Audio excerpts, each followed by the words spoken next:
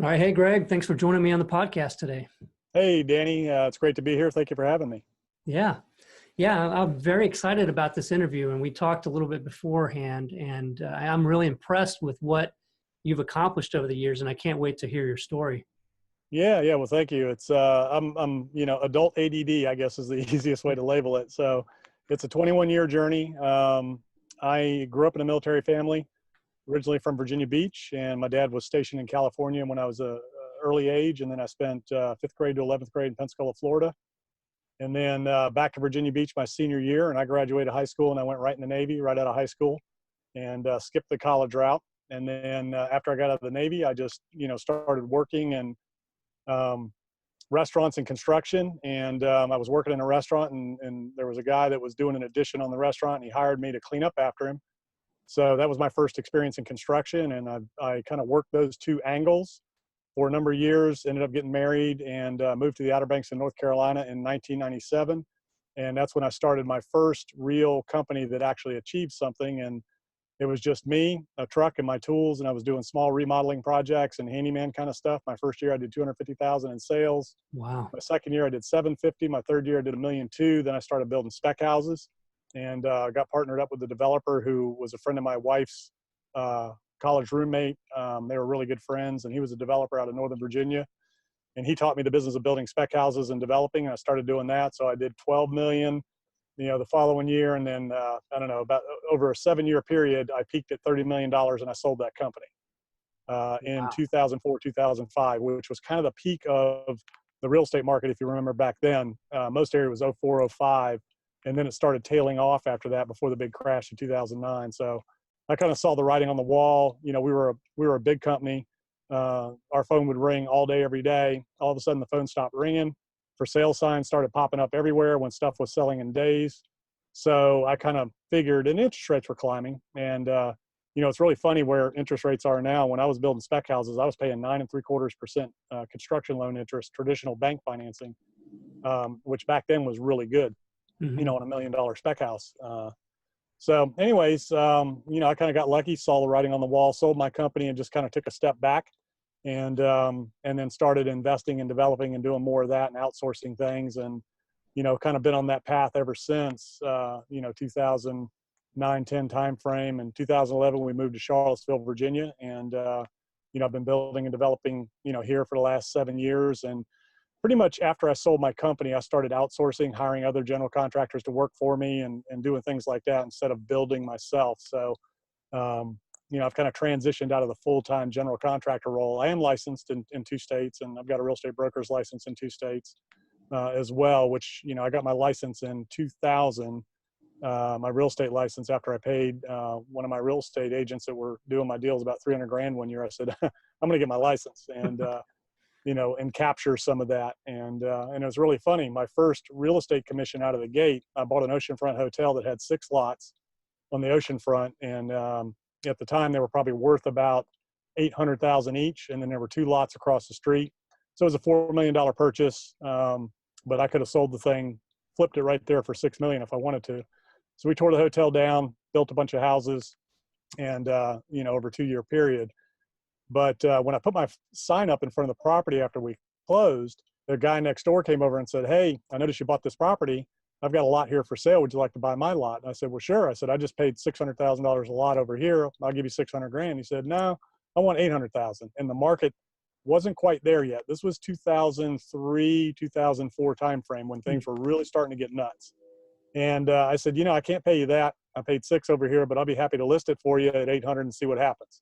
And I wasn't, I didn't think we were going to sell it for 800. So I listed the lot for him, sold it for 800,000 in 30 days. I made a $30,000 Oh, wow. commission, my first commission right out of the gate as a real estate broker. That's awesome. Well, you'd think the light bulb would have went off then, right? But I kept going down the building path instead of the real estate path. Yeah. When the high dollar like that, I mean, the commissions are pretty big, pretty hefty. Well, at the time in our market, it was a resort rental market, the Outer Banks of North Carolina. And it's a little barrier island off the coast of North Carolina, kind of like the Corpus Christi area, off your Gulf Coast off of Texas. The average transaction at the time back in 2000 to 2004 was 750,000. So realtors, it was just like taking candy from babies. I mean, their average commission was in the $20,000 range. So it Yeah. was really easy. And my average construction build was about, not including the land, the houses that I were building were 750 to 1.2 million that I was building for other investors because they were rental properties. They rent in the summer, during the week. They're like commercial properties. They're pretty much turnkey, automatic, and they're really good rental investments now for people that like that kind of thing. They cash flow really well at the interest rates today. But that's what I'd do. I'd build some oceanfront houses and sell them, and you'd make 200,000-300,000 a house. And I'd build custom homes for other investors. So I had a handful of people that I was doing deals for and building with, and I'd buy the land, flip it to an investor, build them a house. It was a good time. And then 2009, it stopped. There was absolutely no work to be done. Everybody was out of business. It was in the building business. And fortunately for me, I had property, I had some cash, and I just kind of closed down the company and laid off my last employee. And then I just, from that point on, I started hiring other general contractors to work for me. And I was just doing specs and flipping houses and, things like that. So I've done anything from building residential spec houses where I started in the business to flipping houses. I've done commercial. I've built commercial ground up. I've renovated commercial buildings and sold them. I've done a couple of subdivisions, 151 lot mixed use subdivision and a 101 lot subdivision. And I've done some entitlement flips where I take the land, get them fully entitled, ready for permits, and then I'll just flip that whole project to another developer or builder, like a Ryan Homes or a Pulte or Centex Homes, a national home builder. They have a real appetite for lots right now. So this is kind of the things that I've done along the way. Sorry about that. I've never had that happen. What happened? Okay, you can't hear it. That's good. That's there's a call coming in here on. Let me stop this real quick. All right, Yeah, there we go. Apologize for that. Yeah. With everything connected now, you get ringing from the computer and from the phone and from every which direction. So Yeah. man, it's just incredible. I don't know that I've had anybody on that's really done that many different things. I mean, they're all related in certain ways. It's all real estate, but what has been your favorite out of all of that? What have you enjoyed the most? Yeah, so it was a progression. I started out as a remodeling contractor, and I was working for some guys that were flipping houses down on the beach, resort houses, and they were putting 100, 200,000 in, $500,000 to $700,000 houses and selling them for $1 million, $2 million, $3 million. So that was a lot of fun, and it just kind of evolved, and it got really difficult to do those projects because everybody was so busy building new construction houses, you couldn't get the trades. So you and I talked offline about the different companies I started. One of them was a plumbing company. I had trouble getting a plumber. So the guy that was doing my work, I said, he was struggling. And I said, well, hey, why don't we get together? I'll buy your company, pay off all your debts, and we'll grow your company. And, that way I'd have a plumber at my beck and call whenever I needed one. So we did that within, a couple of months. He was the largest plumbing outfit down on the beach. We took him from 1 truck to 8. And he was doing over $1 million and a half a year in plumbing, which was really, really good. Did the same thing with electrical company, painting company, hurricane shutter company. So a lot of things kind of happened along the way by necessity. Yeah. And then, once I started learning how to do things, so I had it all in-house. I had 20 employees full-time on staff. I had trucks on the road. We had every tool known to man on these things. So we could do anything ourselves. And I owned all the trades myself. So I had it all pretty much in-house. And then the last piece of the puzzle was pool, spas, and landscaping, because every house we built had a pool, had a hot tub, and we did a landscaping package. So the guy that was selling me hot tubs came to me and said, hey, why don't we start a business together? You can buy these things wholesale, and then we can sell to other people. So we did that. And things just kind of came together over that. And really, all of this kind of happened over about a 7.5, 8 year period where all of that kind of happened. And, I'm a leader, delegator, motivator. So I'm very good at finding talent, finding untapped potential in people and helping bring it out and coach them to success. So that's kind of been my model, where it really isn't me doing everything. It's me kind of behind the scenes, propping other people up, backing them up, helping them build their confidence, and kind of coaching them to their success. So it's funny, somebody else asked me that the other day, what's your favorite thing about what you do? And for me, it's finding people with untapped potential and helping them grow and reach their God-given talents and really do what they were created to do and fill their purpose in life. That, to me, is more fun than making any amount of money on any deal you can find. Now, that being said, as I evolved into new construction, it's much easier. Building a spec house is a lot easier than doing renovations a lot of times, because you know exactly what you've got. You know exactly what it takes. You know exactly what your costs are. That nothing's hidden. Everything's predictable.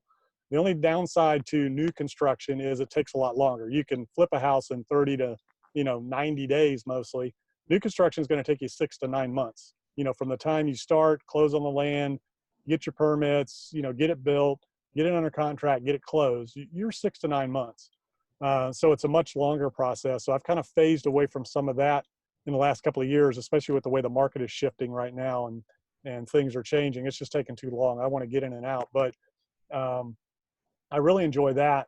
Probably the most fun is taking old buildings and renovating those and turning them into mixed use type things, whether it's apartments and retail, or turning into a flex space where you have multi-tenants in an industrial commercial building, things like that. It's kind of fun to repurpose buildings like that and bring in a number of different uses to it. And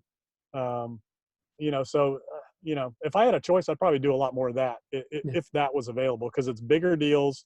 You don't need as many of them. It's big ticket, and it's really a lot of fun to take an old building that has a lot of history and kind of expose the original elements of it and bring it out. And whether it's a restaurant or apartments or whatever it is. And I've done a lot of commercial construction where we've built restaurants, we've built retail stores, we've built offices, and you go into these old historic buildings and expose the brick and maybe expose some of the old fireplaces and things like that. It's really cool. That's a lot of fun. Yeah, Melissa and I have talked in the past about doing something like that, and there's just some unknowns there. And I guess, with your experience going in and knowing, potentially we could have this issue with, asbestos or something else, come up. Yeah, I've just never even looked into doing any of that stuff. I mean, what are the things that allowed you to be able to do that without having too much risk, going into doing something like that when you haven't done it before? Well, on the commercial side, so working for others. So I learned by, being a contractor and doing projects for other people, and working with other developers that have done it before, and they know the deal. So, what I tell a lot of people is the best way to learn is to, either work with somebody who's done it, and do a joint venture, or find somebody to kind of mentor you through something. But if you can find somebody in your area and partner with them, that's the best way to do it and learn, through them. And pretty much in any area, you're going to find developers that are doing kind of what I'm talking about. When you have an urban area and you've got that gentrification going on around the urban center, all you got to do is find the deal, and you know how to find a good deal, right? So it's the same thing as in the residential side. You find a motivated seller, or you find a building that's abandoned or dilapidated that's in an area that is kind of, up and coming and gentrifying around an urban center. You get that thing under contract. The difference is you don't have to close in a week or 30 days or whatever. On commercial, typically you can get 6 months to a year, and you put it under contract with the option to buy it. And your consideration for that option, your earnest money, if you will, is the due diligence you're going to do. So you say, look, Mr. Seller, I'll give you $1 million for this building, but I'm going to need 6 months to do my due diligence, and I'm going to need 6 months to close after that. It's a much longer process depending on what you're doing. So the first thing you do is you get it under control, make sure it's a good deal. And, values are values. They're pretty easy to determine on a commercial property, just like they are in residential. You just got to talk to some brokers and, people in the game, and, you can really vet the values pretty easily. So once you get that property under contract, then you start going through due diligence process. And what you offer the seller in consideration for option money is all the work you're going to do: your environmental assessment, your asbestos assessment, your lead assessments, any kind of surveys on the property, any kind of plans that you do, any of that. And you want to limit your upfront cash spend. So you want to kind of know what you're getting into a little bit, but you want to control the property. So once you get it under contract, then you go find a developer and a general contractor to go through that building with you and start walking through it. And they'll start pointing out, hey, this is going to be a problem. That's going to be a problem. We've got to watch out for this, watch out for that. Depending on the building and what's going on, you can get structural engineers and architects to walk the project with you, with your developer, and really start going through it and start looking at things. But asbestos isn't really a problem. You just get the assessment done, and then you do the abatement. So it's just a cost. And I mean, I've done those on residential, lead, same kind of thing. In a lot of areas, with properties before a certain date, you have to have that lead assessment. You got to do the lead abatement, which none of that's really a big deal. It's just a matter of going through the process and factoring into the cost of the deal, And it's just like anything else. If you find out there's a huge asbestos problem or any other type of problem, you go back to the seller and say, hey, it's going to take 200-300 grand to abate this. He would have to do it anyways. So you just negotiate that out in the deal Hmm. and then move from there. So it's Right. really the same process. It's just a different set of parameters and a different set of tests and inspections that you want to go through. And it's a longer time frame. Yeah, it sounds like, and that's very helpful. Have you, you finding properties that are already kind of, listed with agents or brokers or whatever, and or are you doing the same sort of hunting down that we as residential house flippers do, and send postcards and letters and things like that to owners of those buildings as well, trying to Yeah. find the off So market? yeah, there are some listed properties that you target the ones that have been on the market for a while that are overpriced, and you can make some offers on those. Sometimes you can get them that way. A lot of the commercial brokers are hesitant to submit lowball offers on properties. So if you get one that is resistant and you're not licensed, then you can go straight to the seller, and you can tell that broker, hey, look, please present my offer. You just never know. You might catch somebody in the right mind frame or the right time in their life when they're ready to sell. I know it's been priced at $2 million. We all know it's not worth $2 million. I can pay $1 million, and if they don't want to present the offer, then you can present it directly to the seller. There's nothing wrong with that. And even as a licensed broker, if I get somebody who's kind of stubborn on the other side, I'll tell them, look, I'm happy to take the offer to your seller, or you can take it, whichever way you want to go. So listed properties are one way. Another way is especially on commercial, driving for dollars is huge. So you're just driving around. If you see a commercial building that looks, abandoned, vacant, dilapidated, rundown, a lot of commercial property owners just don't put the money into the maintenance and the upkeep and deferred maintenance. They're just pocketing the cash. So the properties fall into a state of disrepair, and it's easier for them just to sell it and cash out than it is to, fix it. So you can use the driving for dollars approach, and then obviously direct mail is another one. With commercial property, typically a nice professional letter is the way to go. They're not going to respond to postcards or things like that. They're going to respond to phone calls. They're all really happy to talk to you about their property, about what they do. They're all sophisticated investors like you are and like I am. So it's a different conversation, and they're going to know real quick whether you know what you're talking about or not. So, you really want to make sure you're educated and you know what you're talking about before you go after a commercial, property owner. And one of the ways for a lot of people that are just getting started is to, let them know you're starting out, you're new, you want to learn. Would you be willing to do a deal with me? Would you be willing to owner finance or, help me do this deal? A lot of commercial property owners will do that. They'll take you under their wing and they'll help you, by financing. They'll help you by, if they know there's the highest and best use and they just don't have the money, and maybe you can bring the money, component to it and do something together. They'll work it through with you. So it's just a different level of conversation, and most of them are happy to answer the phone. You can get directly to them, and a lot of them are big companies and they might have layers. But when you say, hey, I'm interested in buying the property, I'd like to speak with the owner, they'll usually put you right through. And I've never had a problem getting directly to the owner on a commercial property. Much easier than residential. So what are some interesting stories from doing that? Have you run across any sort of interesting circumstances or situations with some of these properties? Yeah, it's really interesting. So I've had one of the things that I used to do a lot of is oceanfront hotels, because the land was more valuable as a residential house. So a lot of properties I've purchased over the years have been, residential hotels, and I've had two of them that were really interesting. They were both destroyed by hurricanes, and one of the sellers tried to go through a redevelopment process and convert the destroyed hotel into condos. And I told him at the time, the regulations wouldn't allow it. You don't want to go down that road. And, instead of, taking my advice, he went ahead and tried to do it. They tried to do it without getting permits.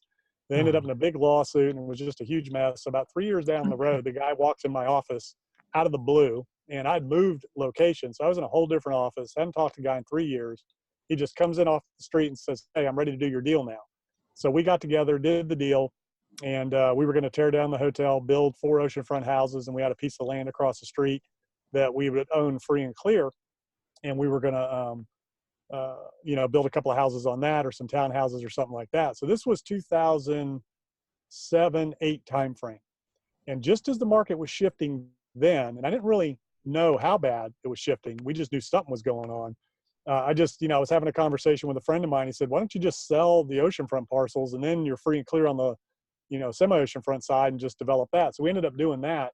And, I tore the building down, sold the oceanfront lots, and we had the piece across the street left to develop. And, it was really good. We ended up making about $1 million just on the oceanfront Nice. side, just by selling it. And we were projecting to make that building it, so that was a pretty interesting, Yeah. scenario, how that works out like that sometimes, where you think you're going to do one thing and you shift gears and do another. And it was totally happenstance. I was talking to a friend, about the project, and he said, why don't you just do this? And, sometimes you just get in that go mode and you think, man, I'm just going to go and I'm going to build these things and just deal with it. And, all of a sudden you take a step back and you're like, wait a minute, it's kind of like retailing, right? You don't always have to renovate a house to get the profit out of it, especially right now in certain areas. So, that was kind of interesting. Another one, we had a piece of land in front of where we kept our horses. So my daughter rides horses, and we kept our horses on this property behind. There was a couple of houses on this, I don't know, I think it was about 4 or 5 acres, something like that. And I'd gotten involved in a gymnastics, trampoline cheerleading program.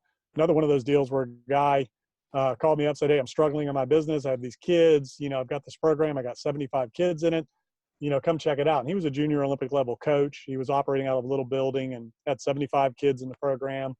And it was really awesome. And I was big into, the rec center and youth sports. And I coached every sport. I've got all girls, that they played over the years. So I had a passion for kids and a passion for helping them. We didn't have a gymnastics program in our area. It was a very small community.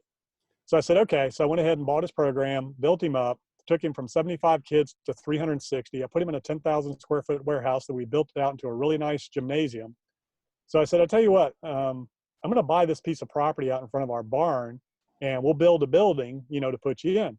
So I buy this property, tear the houses down, and build a 16,000 square foot metal building we were going to put the gym in. Well, during that time, I had taken the program nonprofit, given it back to him, but now it was a nonprofit, and he was the executive director of it. And the nonprofit board decided, we really don't want to take on that much overhead. We like it where we're at. We want to keep it small. And I said, okay, that's great. So I put it up for sale, and a Harley Davidson dealer came into the area and bought the building from me, and we turned it into a Harley Davidson dealership. So, that's another one of those things where you start out with one thing and it ends up, being another. So Right. that's what's really cool about real estate, is that you just never know where things are going to go sometimes, in the commercial world especially. And I tell you what's really fun too. So one of the things I like to do when I buy a building that has been occupied, like a hotel or like houses or whatever I'm going to tear down, what I'll do is I'll open it up to people that want to salvage things. So like the hotels, both hotel properties I bought, I just kind of put the word out and said, okay, for this weekend, before I tear the hotel down, come get whatever you want. And it's really amazing to see what people actually come salvage from these things, right? And they do a lot of the demo for you. So I put a dumpster out there and invite them and say, come on in, take what you want, and people come in. I mean, they take the light bulbs, they take, pictures off the wall, the little TVs in the room. I mean, it was really interesting and a lot of fun to kind of watch that little frenzy going on, you got 100 people crawling all over this property, pulling stuff out. It's pretty neat. Some people, I don't know, one guy found $100 in stamps, he cracked into a safe, and that's what was in there. So anyways, when you're on the commercial side, it's interesting, the different things that you can get into and the different directions that a project and a property can take. Yeah, absolutely. And I want to delve in right now to, this is quite a bit of time that, span that you've done all of these things. And when it's told like that, it seems like you've done it really quick. Like you just did this all of a sudden over a couple of years, but there's a lot involved in there. What I want to get into a lot more, and I'm really fascinated by, is, you're taking that plumbing contractor and, buying that business, building that business up. What was the process for that? How do you do that? I mean, it sounds like you did it several times with several different trades. Yeah. Some were existing, some we started from scratch. So, you asked me before we started, what I enjoyed the most, and building people. I love building people. So here was a guy, he was a plumber. He was from West Virginia, great guy. He was doing our work, but, he just couldn't make the business work. He was one of those guys that was, very good at what he did, but he wasn't a great business guy. And, I'm not college educated, but I am very self-educated. And I read all kinds of books, listened to books on tape. my iPod was never full. It never had any music on it, and it still doesn't today. It's all books. And whenever I, work out, do exercise, whatever, drive around, I'm always listening to books on tape. So I kind of learned that way. And then I learned through other people that I was working with and working around. And so what I would do is, he came to me and he said, "Hey, I got this problem. I'm about ready to go out of business. I'm going to leave town." And I'm like, "Bob, you're a great plumber. I'll tell you what, I built this company up. Let's go ahead and let's do a deal. I'm going to buy your company. I'm going to pay off all your debts, and I'm going to go buy 6 trucks. We're going to hire some people, and we're going to get you out there." And just the workload that I had alone was enough to get him started and get him going. And and it was a small community, so I'm grassroots guerrilla marketing. And this is back in the day before the internet was huge. This was back in 99, 2000. So we did the official deal where I bought his corporation. I paid off all his debts, which at the time, I think he was 20, 30 grand in debt, something like that. Went to the dealership. I bought 8 brand new vans. We got them logoed up. And, down there, again, it was a small community, only 60,000 people. So when you put 8 trucks on the road with your logo and your sign on it, and it was Lane Service Company, and his logo was him as a Superman, on the side of the truck, it was really cool, really visible. We put him on the road. We put the word out to all the realtors in town, all the property management company in town, all the builders. And he was able to recruit people to fill those trucks. So I financed the trucks, 0 interest at the time. I had a dealer who was a good friend, and they were doing the 0 interest stuff. So we financed all the trucks, and instantly, literally in 30 days, he went from one truck to 8. I hired him an office manager, which he never had, got him set up with QuickBooks, and I put him in a position and coached him on how to lead, delegate, manage, and put systems in place in his business. And, back then, you didn't hear a lot of talk in small businesses about systems and about organization and about leadership. So that was a new concept to a lot of tradespeople. So one of my goals as a builder was to be more efficient, to make more money, and to really capitalize on what was going on. I took it on myself to help my trade partners become more efficient at what they did. So I started coaching them in their businesses and teaching them how to run a business and how to be a business owner, as opposed to, just working in their business. So that's literally how we did it. I just, did a stock corporation purchase, paid off his debts, went to the dealership, literally signed for, I think he already had 2 trucks, and we signed for 6 brand new ones. We went out and bought all the tools, the shelving, lettered them up, literally all this in 30 days while he was recruiting people from another plumbing company that was shutting down in the area. Again, another guy that, didn't understand how to control his business. Hired an office manager, put the books in place. She was working alongside my office manager and was trained by my office manager. Got all those systems set up, and then started, just started rocking and rolling. And he literally went from, 150,000 a year to 800 like in a year, Wow. in terms of revenues. And I think it was 3 years later, I sold the company back to him, and he's still down there to this day, rocking and rolling. Nice. So did you have any concerns though, as far as, he wasn't able to manage that business and you were going to coach him, right? But did you have any concerns that he wouldn't be the right person to be able to run and lead that business and be able to do those things, and that it would suck up a lot of your time trying to keep that afloat and trying to coach somebody that maybe wasn't the right fit for being that person to be able to handle that kind of thing? No, not at all. I kind of knew he had the ability. He just didn't know how to do it. And that's where you have to discern when you're working with people. Like probably some of the biggest mistakes I made earlier in my career were trying to take people that I thought, or even they might have thought, could go to the next level, but they really couldn't. And wanting to take anybody and help anybody get to the next level. I had an office manager, a bookkeeper that worked for me, the entire time down there. And she was very good, very loyal. I offered to pay for her college to go to school and finish her accounting degree. She only needed a few classes, and she wouldn't do it. Instead of doing an hour a day at lunch, she chose to go home and watch soap operas. I had another superintendent that worked for me, or actually he was a carpenter, lead carpenter working for me.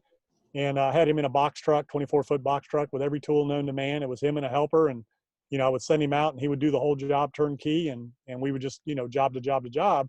And I said, you know what, Larry, I really think you can make a great project manager. And I think you can make a great superintendent. And, he thought, oh, wow, that sounds good. I'm going to go and drive a truck like Greg, and I'm going to, run all these jobs. And I don't have to swing a hammer. Well, he failed miserably, and he ended up going back and saying, man, I really enjoy working with my hands, and all I got to do is what I got to do. I don't have to worry about all these other guys. And I remember it was one of the funniest things ever. So we were training him on how to be a superintendent. And back then you're running, $800,000, $500,000 construction projects. You got a lot going on. So he shows up to one of the jobs one day and he calls up, the vice president of our company and says, man, I got the plumbing, I got the plumber here, I got the concrete truck here, I got the painters here, I've got, the electricians, what should I do? And he's like, jump for joy.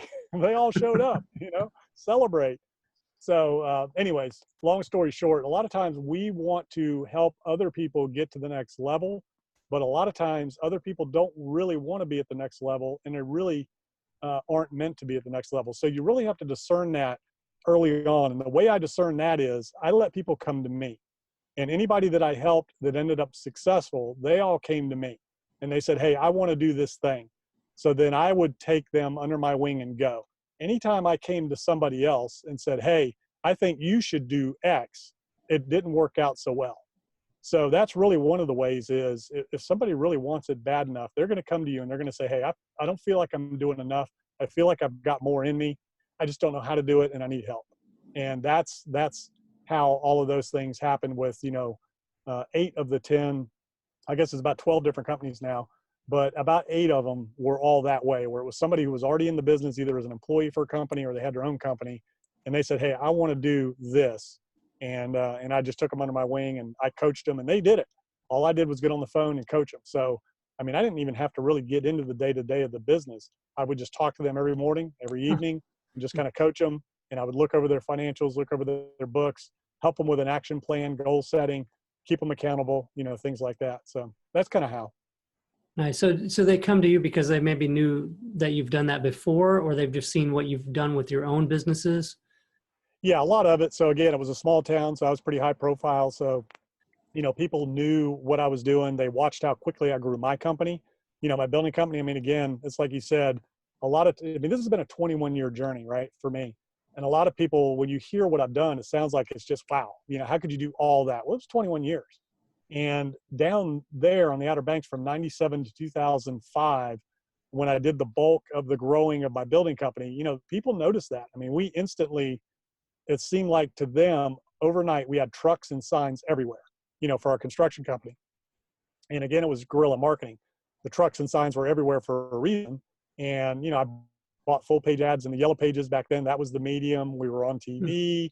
I was involved in every community organization you can imagine, sponsoring every event, so it was grassroots guerrilla marketing, back then to grow a service company, like we were.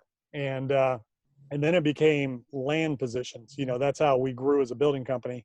And new construction was securing the land, kind of like in the flipping business, you got to secure the houses and control the real estate. So so it was people just watching what I did in the nonprofit sector. So I was on a lot of boards. I was involved in a lot of community organizations. I was very active in my church, and I would do a lot of big events and things like that. So people knew that I was a guy that I made things happen. If you ask people about me, if you describe Greg Dickerson, what's the one thing you say? And people say he gets things done. He makes things happen and gets things done. And, so that's just kind of what I am. So what I tell a lot of people is be careful what you tell me because we're going to do it. So if you say, hey, I really would like to do this one day, I'm like, well, let's go. Yeah. Why wait? So that's kind of how I'm wired. Yeah, that's good. Yeah. Yeah. People get excited about something, but if they're not willing to follow through and take the action it takes to get to that point, then yeah, that's interesting. So what are some of the favorite things in taking some of those businesses that you helped them build and then buy back from you? What were some of those action planning kind of things, and what kind of coaching do you find is most effective in helping people to do that? Well, first of all, leadership and management are two different things. So a leader sets the example, leader sets the pace of the pack, the leader holds people accountable, the leader creates and sets the vision, creates the goals, and then helps hold people accountable to the goals.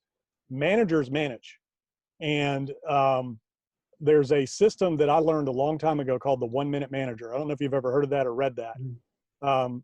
that has been my management philosophy my entire career. And it's how I built so many companies so quickly, is by adhering to that philosophy. And the 1 Minute Manager, there's several books in the series. It's really all about, number one, finding champions and coaching them to success, finding winners and coaching them to success, and not wasting time on losers or, can't do. So you either have a won't do or you have a can't do. A won't do, there's really nothing you can do with. A can't do, you look at and you say, why can't they do? And as a leader, it's our job to give them the tools, trainings, systems, and support to be successful. But more importantly than that, you got to give them clear direction, exactly what you want and when, and then you got to measure that performance and hold them accountable. And then at the end of the day, when you do that, if you've given them as a leader, you always look at yourself. If something's not working in your business, you got to look at yourself first. Okay, what did I not do? Did I not give them the tools, training, systems, and support to be successful? Did I give them clear direction? Did they know exactly what I expect? Most business owners will hire somebody, put them in a job and say, go. And they don't tell them, well, here's exactly what I expect. Here's exactly how your job works. And this is what I expect of you on a day-to-day. And more importantly, they don't measure and measure that performance. So when you have somebody that is, not doing or living up to the expectations that you've set, you got to ask yourself, why is that? Then you got to start evaluating. And if you've given them everything they need to be successful, which is our job as leaders, we are servants. I flipped that pyramid upside down. The CEO is at the bottom of the pyramid. Everybody else in the organization is at the top. It's our job to give them everything they need to be successful and tee them up for success. So at the end of the day, if something's not working, you got to go back, what did I do or what did I not do? And then that's where you get into the can't do or the won't do. So you'll get two kinds of people. It's either somebody that just, no matter what you do, they just won't do it. So you got to get rid of that person. You got to get rid of them quick. If you've got a can't do, then you find out what it is.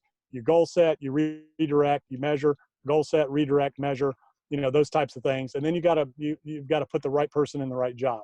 So if you follow that system, it's pretty foolproof. And the problem that a lot of people get into is they don't want to get rid of the wrong people quick enough, and they don't want to help the right people quick enough. So those are really the two things. So the 1 Minute Manager, there's 4 books in the series. The first one, it's really about helping people feel good about themselves so they'll produce good results. It's catching people doing things right, rewarding performance in public, redirecting and reprimanding bad performance in private. But more than anything else, it's goal setting, accountability, and redirecting. And then the 4 books in the series takes you through all of the levels of leadership and management and things like that. The different types of employees, the different levels of employees. You basically have 4 levels. You have the beginning employee, they don't know and they know they don't know. You have the level 2 employee, who's the most dangerous, is they don't know but they think they do. You have level 3, which is more common than not, and it's kind of everybody who ever came to me. They know but they don't know how to use it. And then you have the 4th level, they know and they know they know. So that's what that system is all about. It's all about taking people through that process. It's about setting goals, measuring performance, and holding them accountable. A lot of people say, well, what do you mean hold accountable? What do you do? Well, you say, okay, if I want you to close, 25 sellers this week out of 100, leads, then at the end of the week, you got to sit down and you got to look at what the goal was. You got to look at how many they did. And then you got to find out if they exceeded the goal, you reward that performance, and then you set a new goal. If they didn't, then you got to find out why.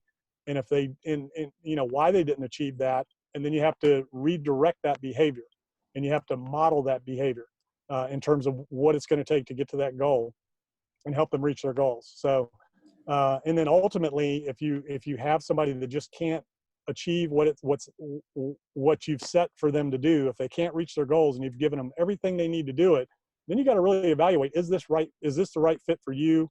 Are we the right fit for you?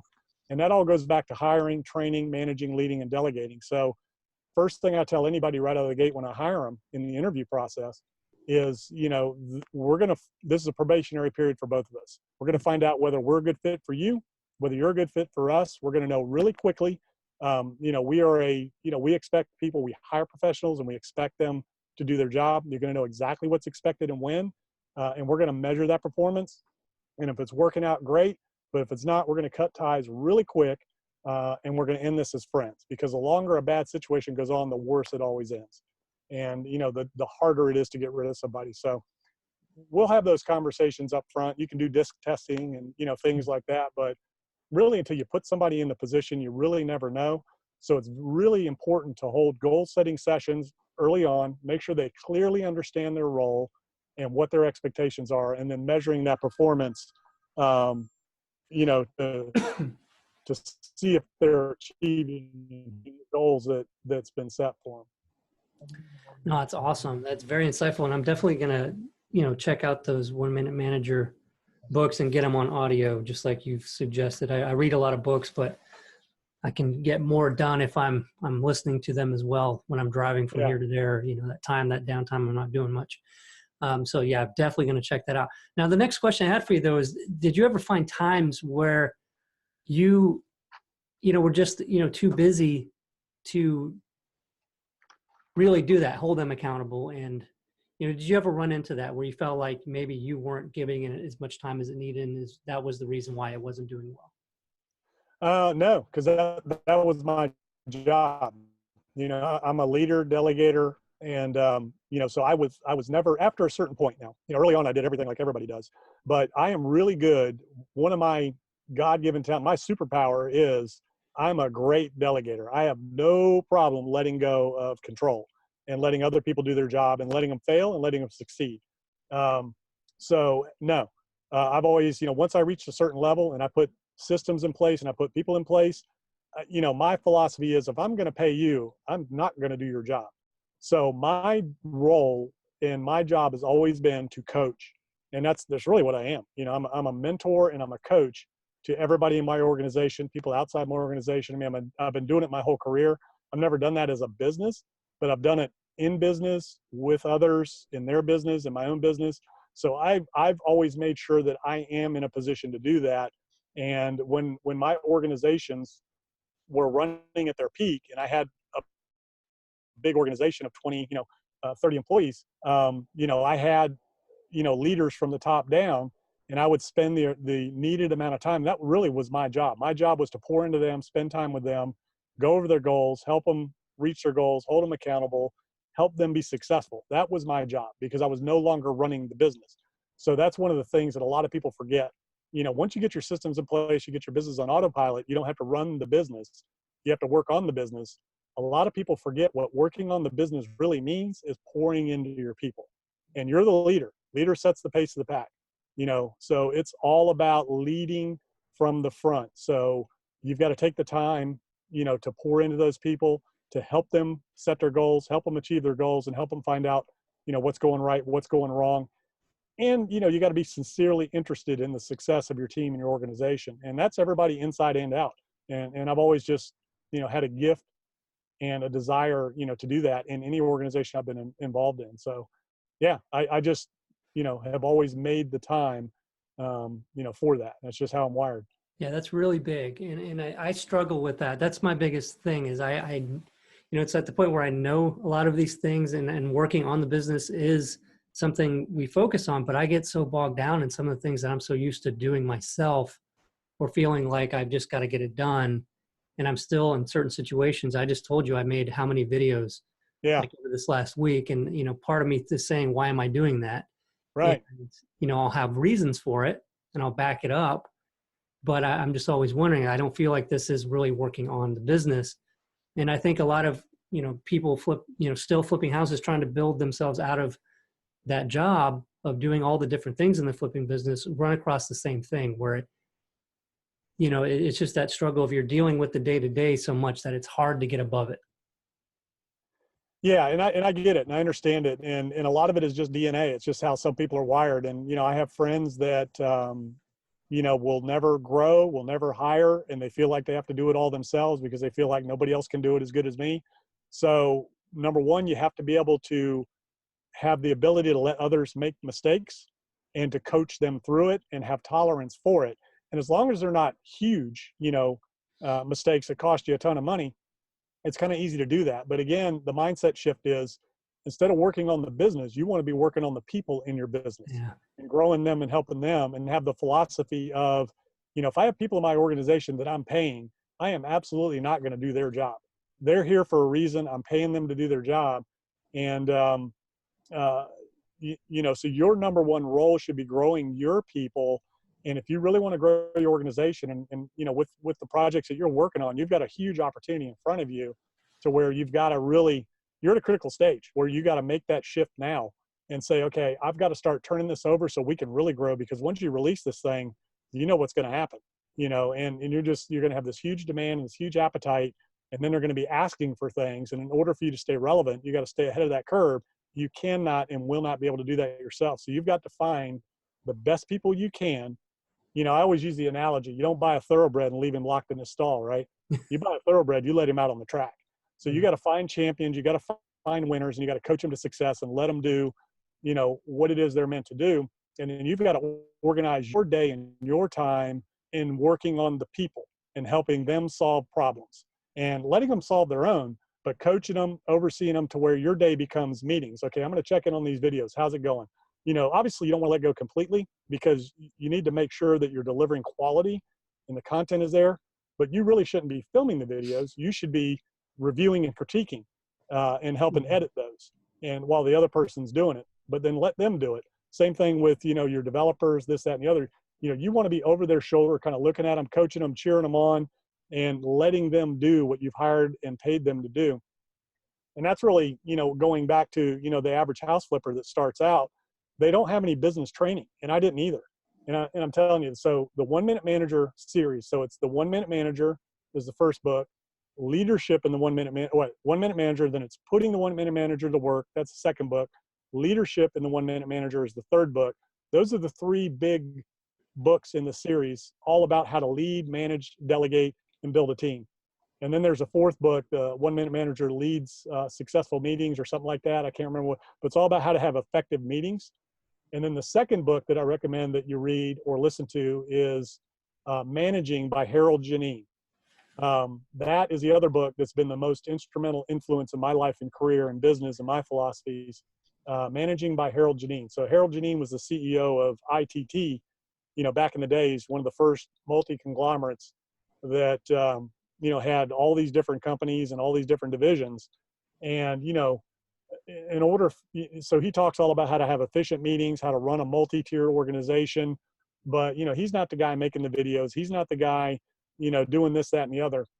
It's all about accountability within the organization and having efficient meetings where, you know, he'd bring his staff people together all in one room. They'd all put their P&Ls on the board, and they would all go over what they're doing. So for you and your organization, you have your flipping company, you have your website company, you have your CRM company, and I'm not sure whatever else you're working on. So you should have leaders in each of those divisions, and you should be bringing them together once a week where they put their issues and their problems on the board, and everybody kicks in and helps them solve it. And you're kind of in the backlogs. But then you're working on everybody, and you collaborate, you know, they collaborate together so that you don't have that disconnect, and you have overlap between everything, because everything you're doing is integrated.